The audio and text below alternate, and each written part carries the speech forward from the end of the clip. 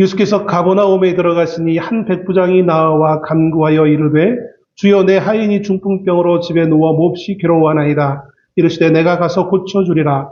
백부장이 대답하여 이르되 주여 내 집에 들어오심을 나는 감당하지 못하겠사오니 다만 말씀으로만 하옵소서. 그러면 내 하인이 낫겠사옵나이다. 나도 남의 수하에 있는 사람이요 내 아래에도 군사가 있으니 이더러 가라 하면 가고 저더러 오라 하면 오고 내 종도로 이것을 하라 하면 하나이다.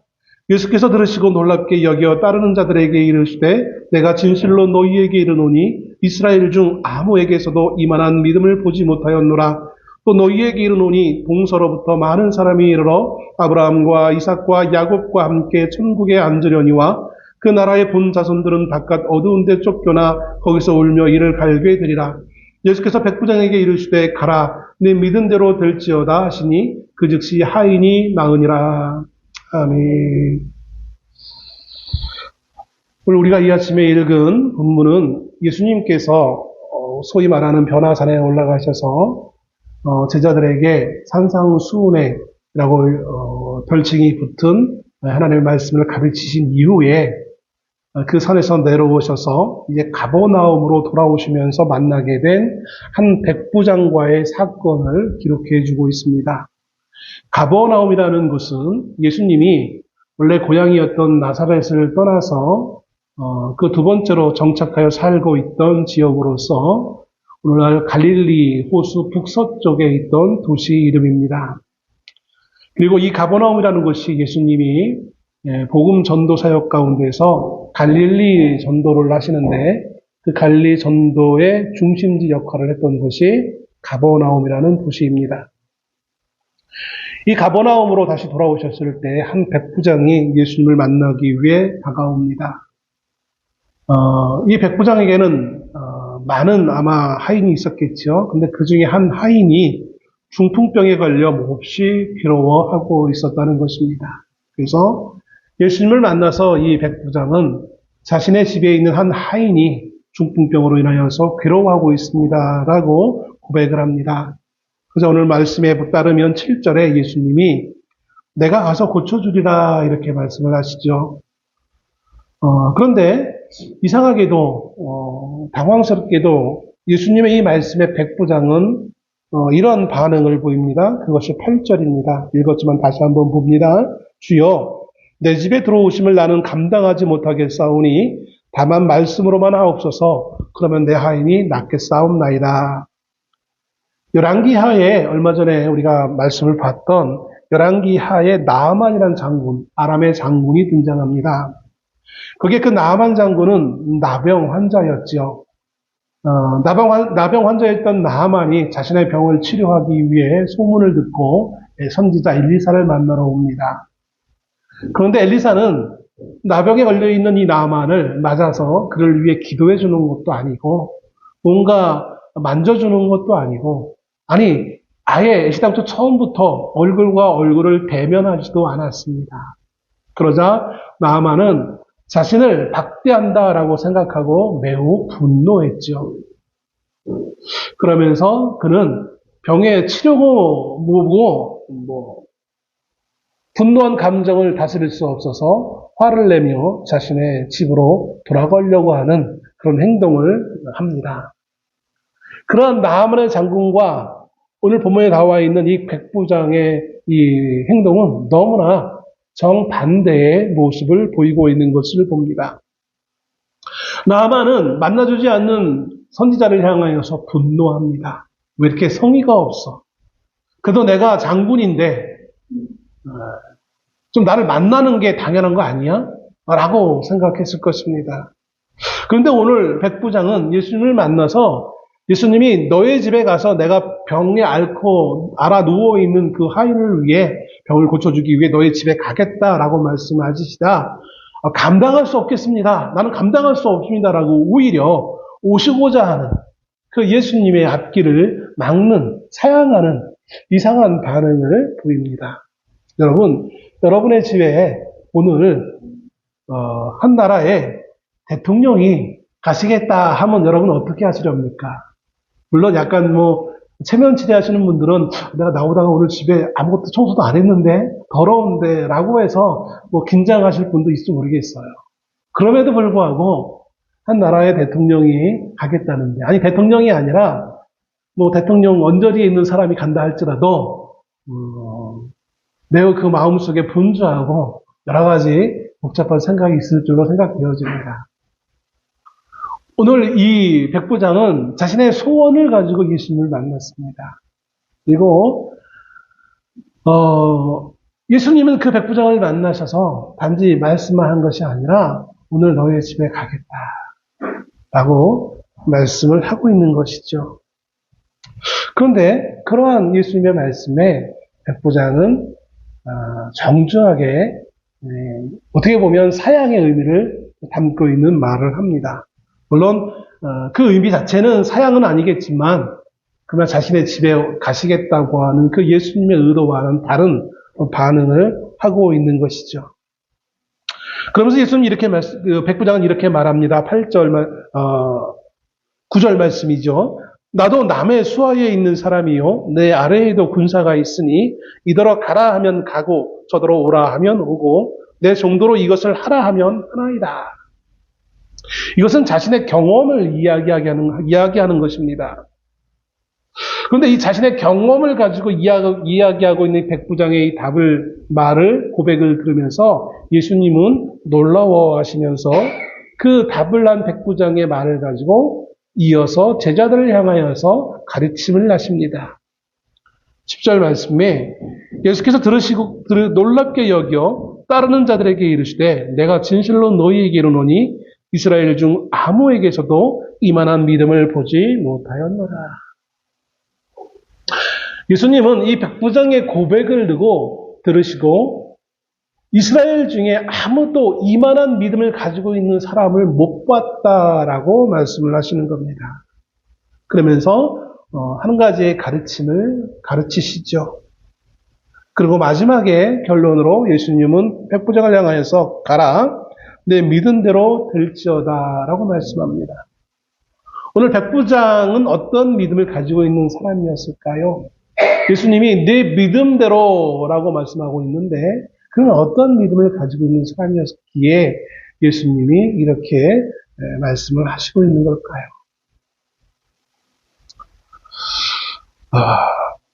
그리고 그 자리에서는 백부장이 몰랐겠지만 아마 예수님 말씀을 듣고 자신의 집에 가자 중풍병으로 누워있던 하인의 병이 나았던 것으로 백부장은 확인하게 되어집니다. 그래서 그 즉시 하인이 나으니라 라고 성경은 뒷이야기를 아주 친절하게 우리에게 알려주고 있습니다. 여러분, 본문은 이 사건을 통해서 우리에게 무엇을 교훈하고 있는 것일까요? 1차적으로 보여지는 것은 백부장의 믿음이 자신의 하인의 병을 고쳤다는 사실일 것입니다. 이것은 있는 그대로의 팩트 사실입니다. 많은 여러분들이 아마 본문의 말씀을 개인적으로 읽기도 하셨고 또 뭐 다른 분의 설교로 들어보셨기도 했을 것이고 또 글자화된 어떤 걸로 보시기도 했을 것입니다. 저도 말씀을 준비하면서 여러 목사님들 설교를 들어보기도 하고 확인해 보기도 했습니다. 대부분의 설교되어진 내용들을 보면 주로 방금 말씀드린 일차적인 의미, 백부장의 믿음이 이 하인의 병을 고쳤다라는 그런 선에서 주로 말씀하시는 것을 듣게 되어집니다. 오늘 이 백부장에 관련되어진 이 마태복음 8장과 또 마태복음 15장에 보면 가나안 여인의 사건이 등장합니다. 이 가나안 여인도 유대인이 아닌 이방 여인이었어요. 백부장도 이방인이었죠. 마태복음에는 이 백부장과 가나안 여인, 병이 걸려 죽어가는 딸을 위해 예수 앞에 나왔던 그 가나안 여인 두 사건이 이방인의 병을 고치신, 이방인을 위해 치유의 기적을 일으키신 예수님의 모습을 증거하는 두 가지 대표적 사건으로 기록해주고 있는 것을 봅니다. 공이 예수님이 마치 가나안 여인도 자신을 개로 여기실 만한 그런 언어적 어떠한 매우 충격적인 말씀을 하셨음에도 불구하고 옳습니다. 개도 제 주인의 장에 떨어지는 부스러기를 집어먹습니다라는 그 말을 고백하는 여인의 모습을 통하여서 이 백부장과 그 여인 모두가 참 겸손한 믿음을 가지고 있다라고들 많이 이야기들을 합니다. 더군다나 오늘 이 마태복음 8장에 있는 말씀과 동일한 사건을 기록하고 있는 누가복음 7장에서는 좀 더 자세하게 본문의 뒷배경을 설명해 주고 있습니다. 그 누가복음 7장 1절에서 10절 말씀에 보면 유대인 장로 몇 사람이 이 백부장과 예수님 사이에서 가교 역할을 합니다. 오늘 마태복음에는 그런 장면이 안 나오잖아요. 그런데 누가복음에는 유대인 장로가 이 백부장을 소개해 주고 있어요. 소개해 주는데 어떻게 소개해 주냐면 이 백부장이 얼마나 우리 유대 민족을 사랑하는지. 여러분, 우리 이것을 우리도 잘 알지는 못하지만 우리 예전에 우리가 일제 치하에 36년 동안 식민지 통치 기간을 경험한 민족이지 않습니까? 지배 민족이 피지배 민족에게 얼마나 정말 신사답지 못한 그런 행동을 하는지 우리는 들어서 많이 알고 있단 말이에요. 로마가 유대를 지배하고 있는 그 상황 가운데서 로마의 백부장이 유대인들을 사랑했다는 말을 듣는다는 것이 그렇게 쉽지만은 않았을 것입니다. 더군다나 이 백부장이 얼마나 사랑하는지에 대한 그 증거로 뭘 얘기하냐면 이 백부장이 유대인을 위해서 유대인의 회당을 지어줬다라는 거예요. 오늘식으로 얘기한다면 예수를 믿지 않는 사람이 우리가 예배 드릴 수 있도록 예배당을 지어준 거예요.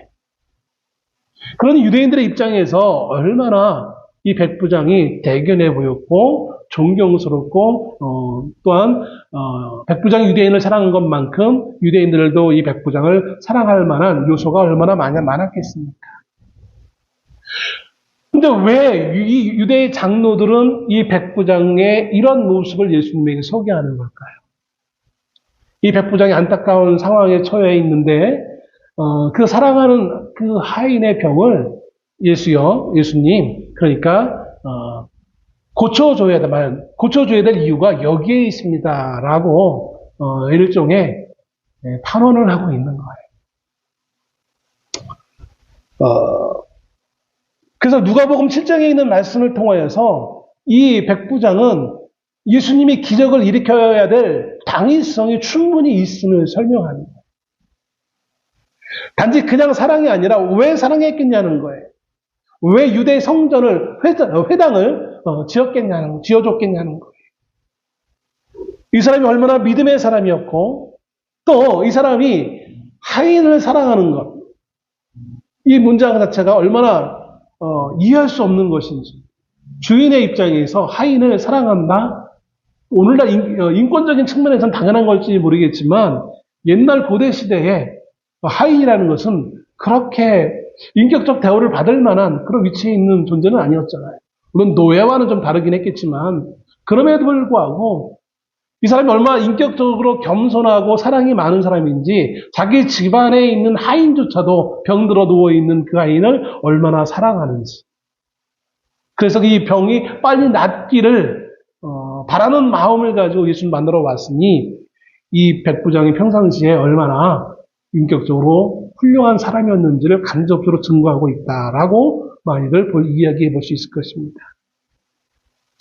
그런데요, 왜 누가복음에서는 그런 장면을 소개하고 있는데 마태복음에서는 그것을 소개하고 있지 않을까요?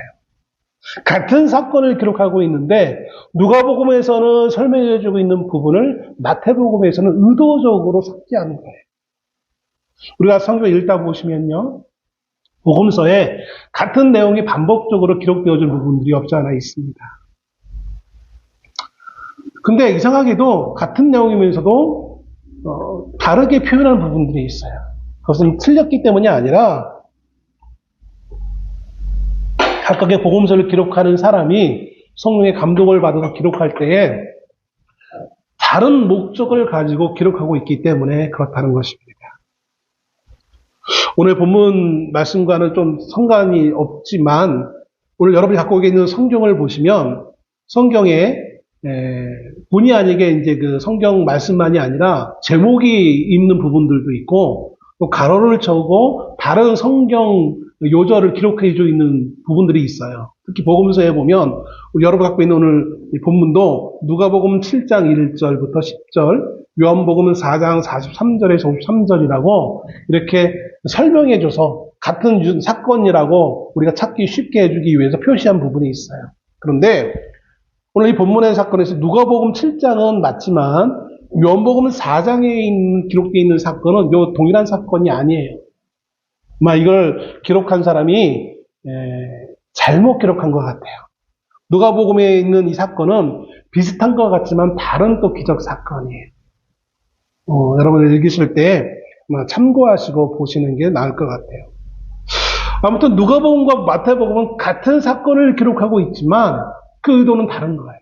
그래서 누가복음을 이해하는 방식으로 마태복음을 이해하면 약간 차이가 있을 수밖에 없습니다. 오류가 있을 수 있어요, 때로는. 본문은 단지 백부장의 믿음을 알고 있는 것이 아닙니다.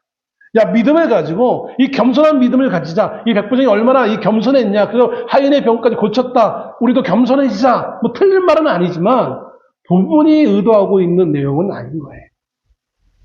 일시 부분적인 건 있을 수 있겠지만 그러나 주된 메시지의 내용은 아닌 것입니다. 오늘 예수님이 백부장의 믿음을 보시고 제자들을 향해서 이런 말씀을 하십니다. 오늘 말씀에 11절 말씀을 한번 보세요. 또 너희에게 이르노니 동서로부터 많은 사람이 일어 아브라함과 이삭과 야곱과 함께 천국에 앉으려니와 그 나라의 본 자손들은 바깥 어두운 데 쫓겨나 거기서 울며 이를 갈게 되리라. 지금 백부장의 치유 사건과 아무런 상관이 없는 이상한 말씀을 하세요. 뜬금없는 말씀을 하시는 거예요. 왜 예수님은 백부장이 지금 이만한 믿음을 내가 볼 수 없다라고 말씀하신 가운데 왜 제자들에게 11절 11절에 있는 말씀을 하고 있는 걸까요? 백부장의 고백과 예수님의 이 가르침은 어떤 차이가 있는 것일까요? 이 11절에 있는 말씀은 천국에 관련되어지는 말씀이에요. 마지막 때에 하나님 나라, 곧 천국에 들어갈 사람에 대해서 말씀하고 있어요. 아브라함과 이삭과 야곱으로 이어지는 혈연을 통해 이루어지는, 정통적으로 유대인들은 하나님의 나라에 누가 들어가느냐 이 문제에 대해서 확고함이 있었어요. 그게 뭐냐면 아브라함의 후손만 들어갈 수 있다. 아브라함의 후손도 소위 말하는 반계혈족이 아니라 적통들, 즉 아브라함의 아들 이삭, 또 이삭의 아들 야곱의 후예들만 들어갈 수 있다라고 유대인들은 생각했어요. 누가 뭐래도 하나님의 나라는 이 아브라함의 후손들, 혈연적 피를 물려받는 사람들만 들어갈 수 있다라고 그들은 생각해 왔던 것이죠. 그런데 그러한 유대인들의 인식과는 다르게 오늘 예수님은 혈연적 하늘나라에 들어가는 것이 아니라 복음을 통하여서, 즉 예수님을 통해 이루어지는 하나님의 나라에 대해서 말씀하고 있는 것. 그래서 12절에 그 나라의 본 자손이라는 것은 유대인들이 생각하고 있었던 바로 유대 혈통을 가지고 있는 사람. 그들이 어떻게 한다고요? 바깥 어두운 데 쫓겨난다는 거예요. 그럼 누가 들어가느냐? 그들이 못 들어가면 11절에 보면 동서로부터 많은 사람이 들어간다는 거예요. 이 동서로부터 오는 이 사람들은 누구냐? 그러면 어떤 해석가들은 흩어져 있는 유대인이라고 애써 해석하는 사람들도 있는데 그게 아니라 모든 만민들을 의미합니다. 우리가 주일 오후에 이사야서, 예전엔 예레미야를 배웠는데 이사야서와 예레미야에서 말하고 있는 그 내용도 바로 그런 내용이잖아요. 동서로부터 많은 이방인들이 마지막 때가 되어지면 함께 모여서 시온에서 하나님을 예배하는, 그거에 대해서 선자들 동원해서 하나님이 예언하고 있는 그 부분을 오늘 예수님이 말씀하시는 거예요. 근데 왜 뜬금없이 예수님은 이 백부장과의 대화 가운데 왜 하필이면 이 마지막 하나님의 나라에 대해서 말씀하게 되어지는, 무엇 때문에 이렇게 말씀하시는 계기를 가지게 되어졌는가? 그게 이 백부장의 고백에 담겨져 있는 내용과 연관되어지기 때문인 것입니다. 다시 한번 말씀드리지만 오늘 본문에서 주장하고 있는 주된 주제는 백부장의 믿음이 아니에요. 백부장이 예수님을 만나서 예수님이 이렇게 처음에 말씀했다고 그랬잖아요. 7절에 내가 가서 고쳐주리라. 우리가 이 기록된 글자만 보면 그냥 평서문으로 읽게 되어져요. 그런데 그 대부분의 사람들이 그렇게 해석을 해요. 그런데 이건 평서문이 아니라 의문문으로 질문하는 형식으로 하는 것으로 이해하는 것이 더 맞아요. 제가 이 말씀을 보다가 묵상하다가 실력도 없지만 헬라어 성경을 한번 찾아봤어요. 우리는 대화를 통해서 이게 평서문인지 질문의 의문문인지 이해할 수 있지만 이 헬라어는 지금 사용하는 언어가 아니라 문장 중에서 그 의미를 찾아야 돼요. 아니면 문장 안에 우리가 흔히 말하는 세미콜론이라는 부호가 있잖아요. 그런 부호가 있을 때 의문문이거든요. 잘 보이지도 않는 조그만 헬라어 성경을 막 쳐다보는데 거기에 의문문 형식으로 되어져 있는 표시가 있는 것을 제가 발견했어요. 그래서 이거는 내가 가겠다라는 의미, 그런 말씀이 아니라 내가 가서 고쳐줄까라는 질문의 형식인 거예요. 그래서 이 백부장이 우리 집에 오는 것보다는 난 그거 감당할 수 없습니다. 라고 대답을 할 수 있었던 거였어요. 예수님은 왜 질문을 던지는 걸까요?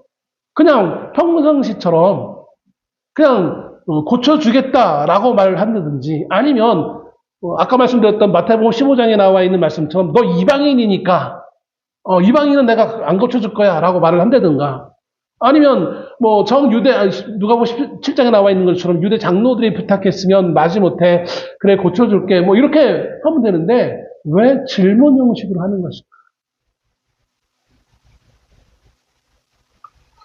사실 마태복음 15장에서도 예수님이 그 가나안 여인에게 말씀하셨듯이 예수님의 주 전도 1차 전도 대상은 유대인들이었어요. 먼저 유대인들에게 이 하나님의 복음을 전하는 거였어요. 왜 본문이 단지 믿음을 주제로 하는 것이 아니라고 말씀드리는 그 이유가 뭐냐면 이 마태복음 전체의 주제가 있기 때문에 그래요. 마태복음은 마태에 의해서 기록할 때에 처음 1차적으로 유대인들을 향해서 말씀을 전하고 있습니다. 유대인에게 뭐라고 말씀하시냐면 너희가 생각하고 있던 그 메시아가 바로 예수 그리스도다라는 거였어요. 예수 그리스도가 곧 하나님이시다라는 거였어요. 이게 마태복음의 주제예요. 그렇기 때문에 마태복음 곳곳에서 예수님이 이 말씀을 전하지만 그 전하는 그 메시지에 대해서 유대인들이 거부하고 있다는 사실을 계속해서 기록해주고 있는 거예요. 마치 재판장에 죄인에게 너 이런 죄를 졌지? 라고 조서가 이렇게 쓰여지고 낭독되어지는 것처럼 이 마태복음은 유대인들이 하나님이 전하는 이 메시지를 열심히 철저하게 거부하고 있다는 사실을 고발하고 있는 거예요. 이들은 만왕의 왕이신 그리스도 예수가 이 땅에 오셨음에도 불구하고 그것을 거부하고 있는 거예요. 그런데 오늘 이 이방인이었던 백부장이 놀랍게도 그 거부하고 있는 예수 그리스도에 대해서 그분이 왕이시라는 사실을 간접적으로 표현하고 있는 거예요. 어떻게 표현하고 있습니까? 그의 고백 가운데 나와 있는 거예요. 9절에 나도 남의 수하에 있는 사람이요 내 아래에도 군사가 있으니 이더러 가라 하면 가고 저더러 오라 하면 오고 내 종도로 이것을 하라 하면 하나이다. 이게 뭡니까? 내가 지휘관이 하급자에게 명령하면 그대로 되더이다라는 거예요. 이 말은 예수님이 굳이 우리 집에 오지 않아도 만왕의 왕이신 예수님이기에 예수님 말씀만 하시면 이루어진다는 사실을 어떻게 알았는지 모르겠지만 고백하고 있는 거예요. 물론 넓은 측면에서 믿음이라고 표현할 수 있겠지만 그래서 이 믿음이라고 예수님이 놀라워하고 있는 것입니다. 중요한 것은 백부장의 믿음은 뭐냐면 그리스도 예수가 누구인지에 대한 고백이 담겨있는 거예요. 다른 말로 표현하면 예수님의 권세, 예수님의 권위에 대한 인정을, 고백을 하고 있다는 것입니다. 그의 하인이 고침받았던 이유는 백부장이 겸손해서가 아니라 백부장이 그 하인을 사랑했기 때문이 아니라 그가 회당을 지어줬기 때문이 아니라 그가 예수님이 누구인지를 명확하게 고백하는 예수님의 권위 아래 자기가 있음을 고백했기 때문인 거예요. 그럼 우리는 조금만 지위가 높아지면 소위 말하는 갑질을 하기 쉬워요. 그죠? 내가 아무런 권위가 없으면 그렇지 않다가도 뭔가 감투만 쓰면 사람들은 이상하게 변해요. 그래서 그 사람의 본성을 알려면 뭔가 감투를 씌워보면 알아요. 그냥 평범하게 위치에 있는 사람이라면 누구나 다 겸손한 척 할 수 있어요. 근데 뭔가 하다못해 학급의 반장만 시켜놔봐도 얘가 어떤 사람인지 인성이 드러나게 되어져 있어요. 민호가 왜 웃지? 너도 해봐서 알아? 학급의 반장, 뭐 그런 것만 해도 이 사람이 어떤 사람이구나 일을 하는 걸 보면 드러나잖아요. 제가 며칠 전에 한 기사를 봤는데 서울의 뭐 아파트 거대 단지에서 음식 배달하고 있는 사람들에게 오토바이를 타고 그 단지에 들어오지 못하도록 막았다라는 거예요. 경비실에 오토바이 아이를 세워놓고 자신의 신분증을 경비에게 보여주고 그리고 그 음식물을 들고 배달처까지 가서 놓고 가야 되도록 아파트 주민 그 협의체에서 그렇게 정했다라는 거예요. 이 더운 날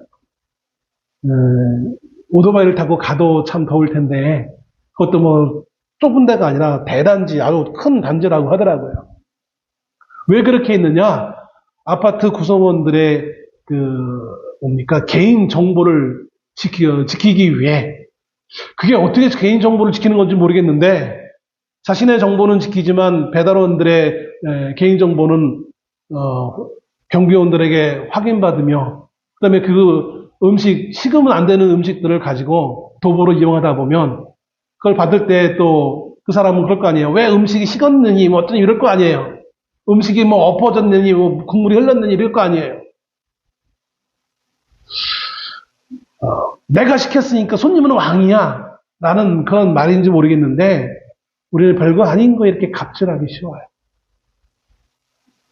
왜 갑질을 합니까? 내가 권세가 있기 때문에. 내가 그럴 만한 지위에 있기 때문이라는 거예요. 그 권위라는 것은 정말 대단합니다. 어떻게 보면. 그 권위 때문에 사람들 위에 군림하려고 하고 더 높은 위치에 올라가려고 해요. 그런데 정작 이 땅에서 얼마 가지 못할 그 권세를 대단한 것처럼 누리고 떵떵거리는 그 인생들이 정말 만왕의 왕이신 하나님의 권세 앞에 우리가 얼마나 무릎을 꿇고 머리를 조아리고 있습니다. 유대인들은 만왕의 왕이신 그리스도 예수가 이 땅에 오셨음에도 불구하고 자신들의 그 대단한 율법적 권위 앞에 그리스도 예수를 거부하며 자신들만이 최고라고 잘못된 생각을 하며 살아가고 있었습니다. 근데 유대인들보다 훨씬 더 많은 권위를 가지고 있던 그 백부장이 그리스도 예수 앞에 자신의 무릎을 꿇는 그런 모습을 보이고 있는 거예요. 내 권세 대단한 거지만 내 말 한마디에 내 부하들이 움직이고 심지어 유대인들조차도 내 말 한마디에 부들부들 떨 수밖에 없는 위치에 있지만 그러나 내 이 부족한 없는 권위보다 훨씬 더 큰 권세를 가지고 계신 그리스도 예수 앞에 나뿐만 아니라 그 어떤 권세자도 그 어떤 세력도 자연도 심지어 질병마저도 예수님의 말씀, 권위 있는 말씀 앞에 무너질 수밖에 없음을 이 백부장은 고백하고 있는 거예요. 그리고 그 고백에 예수님은 놀라워하고 있는 거예요. 오늘 하나님의 나라가 그러면서 이 하나님의 나라가 이루어짐이 바로 예수님의 권위 있는 말씀으로 시작되어짐을 말하고 있는 거예요. 내가 천국에 가야지, 내가 교회에 가야지 라고 내가 교회에 온 것 같이 보이지요? 그렇지 않다는 거예요. 동서로부터 많은 사람이 이르는 것은 그들이 스스로 자원해서 온 것이 아니라 그리스도 예수의 부르심에, 권위에 있는 부르심에 이들이 모여오는 것이지 그들이 뭐 대단하게 결심하고 노력해서 올라오는 것은 아닙니다. 그 사실을 예수님은 말씀하고 있는 겁니다. 누가 이 하나님 나라에 들어올 수 있느냐? 혈연적이 아니라, 혈연으로 가는 것이 아니라 그리스도 예수의 부르심에 의해서, 복음에 의해서 그 모든 주체가 내가 아니라 그리스도에게 있음을 예수님은 제자들에게 이 사건을 통해서 말씀해 주고 있는 거예요. 여러분, 우리가 하나님의 부르심을 받은 것은 내가 잘났기 때문에 온 것이 아니에요. 내가 세상에 권세가 있기 때문에 주님이 얘는 권세가 있으니까 부르면 교회에 필요하겠거니라고 그런 목적하에 예수님이 우리를 부르신 거 아니에요. 얘를 부르면 교회에 크게 쓰일 수 있겠구나라는 그 목적 때문에 우리를 부르신 것도 아니라는 거예요. 예수님의 부르심은 세상적인 자격 조건과는 아무런 상관없이 일방적으로 주님의 사랑에 의해서 우리 한 사람 한 사람을 부르신 거예요. 그러면 오늘 우리의 삶의 형태가 어떠하든지 그것은 중요한 것이 아닙니다. 내가 부자로 있다면 부자 상태에서 주님이 나를 부르신 거예요. 내가 가난하다면 가난함에도 불구하고 주님이 나를 부르신 거예요. 예수님이 나를 부르셨는데 가난이 부끄러워 내가 좀 더 부자 모습으로 예수님 앞에 가야 되는 거 아니야? 그냥 우리의 마음일 뿐인 것이지 주님은 그런 거 관여하시지 않아요. 내가 병들었습니까? 병들었는데 좀 건강해져서 주님을 부르시면 내가 응해야지. 아니에요. 병든 그 순간에 주님은 나를 부르신 거예요. 건강하기 때문에 부르신 것이 아니라는 거예요. 내가 겸손했기 때문에 부른 것도 아니라는 거예요. 겸손했기 때문에 불렀다면 그 겸손함이 나의 자랑이 되어지는 거예요. 우리의 삶에 물론 뭔가 좀 다른 부분이 있어야 되기 때문에 겸손함에 대해서 많이 말씀하기도 하지만 겸손 자체가 우리의 미덕은 아닙니다. 여러분, 우리는 주님의 그 부르심에 있는 그 자리에서 그냥 아멘으로 화답하면 되는 거였어요. 근데 우리는 자꾸 우리 스스로에게 뿐만 아니라 남에게 뭔가 자격 조건을 자꾸 질문하고 있어요. 그래서 그 자격 조건이 아닌 것 같으면 네가 그런 자격이 없잖아. 넌 오지 마. 애써 외면하려고 해. 애써 자꾸 쫓아내려고 해.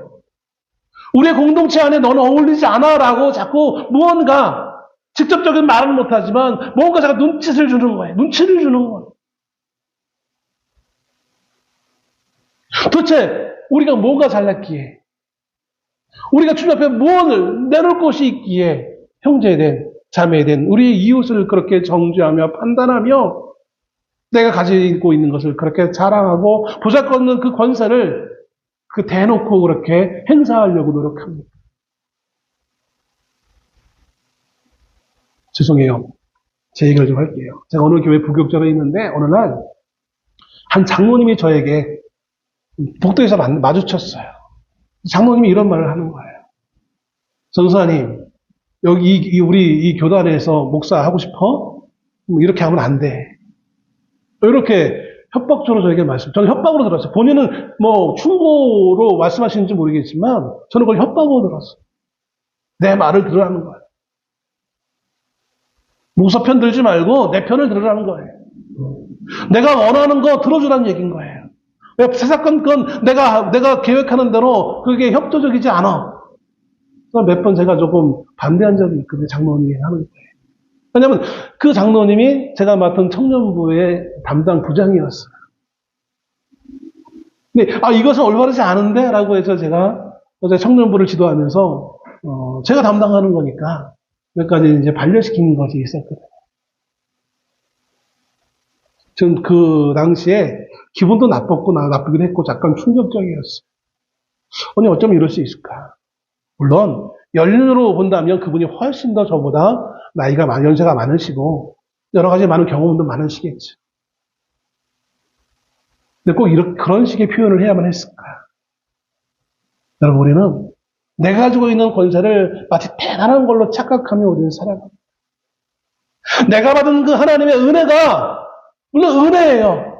근데 그 은혜는 감사해야 되는 것이지 자랑할 것은 못 돼요. 그 자랑이 누군가에게는 상처가 된다는 사실을 우리는 모를 때가 너무나 많아요.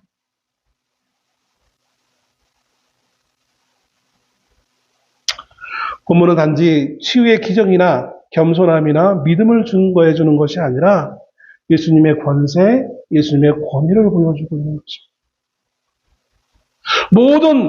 모든 만물이 예수님의 권위 앞에 굴복함에 대해서 말씀하고 있는 거예요. 그래서 보면 마태복음 곳곳에 이가 누구인데 자연도 바람도 순종하더라, 놀라워하더라, 유대인들이, 이런 말씀들이 곳곳에 숨어져 있어요. 왜?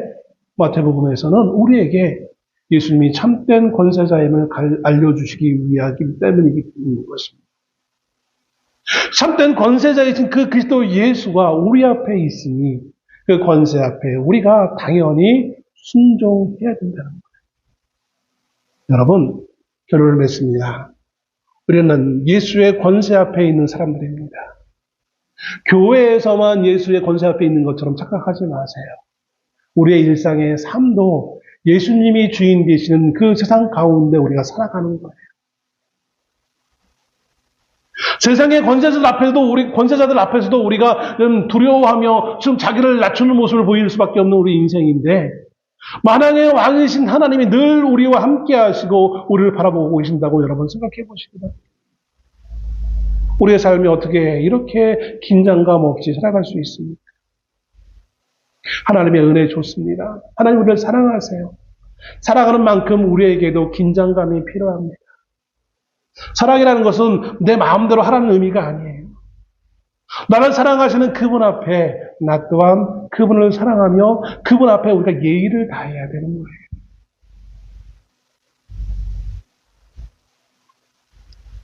우리가 살아가면서 우리는 하나님의 권위 앞에 얼마나 우리가 순종하고 있습니까? 무릎을 꿇고 있습니까? 내가 필요할 때는 하나님이 이것 주세요, 저것 주세요 라고 하면서도 정작 그 왕이신 하나님 앞에 나는 얼마나 순종하며 무릎을 꿇고 있습니까? 하나님은 우리의 도구가 아니에요. 우리가 오히려 하나님의 도구인 것이죠. 근데 우리는 하나님을 내가 하고 싶은 대로, 내가 필요한 대로 써먹으려고 하는 이상한 짓들을 하려고 합니다. 물론 자녀이기에 우리에게 필요한 것 구할 수는 있어요. 주님도 그렇게 허용하셨으니까. 그럼에도 불구하고 우리가 명확한 한계선이 있는 거예요. 왜냐하면 우리의 삶에 너무나 하나님의 그 말씀 앞에 우리를 낮추는 모습이 너무나 부족하다라는 거예요. 하나님을 기억하는 시간이 너무나 부족하다라는 거예요. 그저 그냥 내 마음대로 내가 하고 싶은 대로 다 하는 거예요. 그리고는 교회에 와서는 하나님의 말씀을 잘 듣는 척하고 있는 거예요. 여러분, 우리의 일생의 삶에서도 하나님은 우리를 보고 계십니다. 그 하나님의 권세 가운데 우리에게 명령하시고 우리와 함께 하시는 것입니다. 그러므로 여러분, 세상의 권세를 두려워하는 것보다 훨씬 더 하나님의 그 권세 앞에 우리의 삶을 맡길 수 있는 우리가 되시기를 바랍니다. 여러분, 세상의 권세를 두려워하지 마세요. 세상의 세력들을 두려워하지 마세요. 보여지는 것에 두려워하지 마세요. 우리가 정말 두려워해야 될 것은 만왕의 왕이신 하나님의 권세를 두려워해야 될 줄로 압니다. 하나님의 말씀에 우리가 귀를 기울이고 그 말씀에 무릎을 꿇는 우리가 되어지기를 소원합니다. 매 순간순간 우리는 선택의 상황에 직면합니다. 그럴 때 여러분 무엇을 선택합니까? 보여지는 세상의 물질과 보여지는 세상의 행복과 세상의 질서에 순응하며 세상의 권세 앞에 우리는 무릎을 꿇습니다. 하나님이 우리를 보는 것을 전혀 느끼지 못합니다. 그래서 유대인들은 너무나 자연스럽게 그들의 율법을 자랑하며 이 땅에 이미 오신 그리스도 예수를 왕으로서 모시는 것을 거부합니다. 심지어 그분을 조롱합니다. 그분을 십자가에 못 박습니다. 여러분, 우리는 우리의 삶에 얼마나 그리스도 예수를 허용하고 있습니다. 예수님은 그저 교회에만 계시고 내 가정과 직장에서는 내가 하고 싶은 대로 다 할게요. 내가 먹고 싶으면 먹고, 내가 놀고 싶으면 놀고, 내가 부정을 저지르고 싶으면 다 부정을 저지르고. 12.3 내란을 겪으면서 물론 코로나 때부터 교회가 그래왔지만 얼마나 많은 믿음의 사람들이, 소위 말하는 신앙인들이 하나님의 말씀과는 동떨어져 있는 선택을 하고 그렇게 외쳤는지 몰라요. 그러면서 왜 신앙을 핍박하냐고 말을 해요. 자기 멋대로 자기의 힘을 과시하고 있으면서 그것을 지적하면 왜 교회를 핍박하냐고 하는 거예요. 하나님의 권위 앞에 무릎 꿇는 것이 아니라 세상의 권세를 더 얻기 위해 우리는 세상과 타협하며 사는 후한무치한 그런 행동에서 우리가 벗어나야 될 줄로 압니다. 저는 어떤 이가 전 대통령의 부인을 국모라고 하는 말을 듣고 화딱지가 버렸어요. 아니, 지금 세상이 어느 세상인데 뭐 국모라는 말을 해요. 그것도 믿는 사람들이. 우리의 왕은 예수 그리스도예요. 여전히 세상의 사람들을 왕이라고 모시고 있는 그들의 썩은 생각으로부터 그 생각이 나의 생각은 아닙니다. 그가 나에게 이득을 갖다 주고 나에게 힘을 주고 나에게 재물을 주고 나에게 뭔가를 줄 수 있는 것처럼 착각하여서 세상을 우리는 섬기며 살고 있지는 않습니다. 우리가 우리의 시선을 하나님께로 돌릴 수 있는 예배 수 있기를 소원합니다. 백부장은 누가 가르쳐주지 않았어요. 그는 소위 세상의 권세를 가지고 있던 사람이었어요. 물론 100명밖에 안 되는 군인들을 지휘하는 아주 하급 지휘자였음에도 불구하고 유대를 정복하고 있는, 지배하고 있는 로마의 하급 지휘관으로서 의시되며 뭔가를 당당하게 요구할 수 있었어요. 그런데 예수님이 자기의 집에, 만왕의 왕이신 예수님이 자신의 집에 들어오는 것조차 황송하게 여길 정도로 예수님을 향한 확고한 그 권위에 굴복하고자 하는 마음을 표현하고 있는 것을 봅니다. 그것을 예수님은 믿음으로 받아들이셨어요. 여러분, 우리는 얼마나 예수 그리스도를 우리의 삶의 매 순간순간마다 나의 주인으로서 모시고 있습니다. 여러분의 직장에서, 가정에서, 또 그냥 일반 거리를 걸어가면서 여러분의 주인은 누구십니까? 여러분의 주인이 여러분 자신이 되지 않기를 소원합니다. 물질이 되지 않기를 소원합니다. 어떤 사람이 되지 않기를 원합니다. 어떤 세력들이 되지 않기를 원합니다. 심지어 국가도 나의 주인이 될 수 없습니다. 오로지 예수 그리스도만이, 그분의 그 권세만이 내가 감당할 수 없는 놀라운 유일한 권위가 되어질 수 있기를 주의 이름으로 축원합니다. 기도하겠습니다.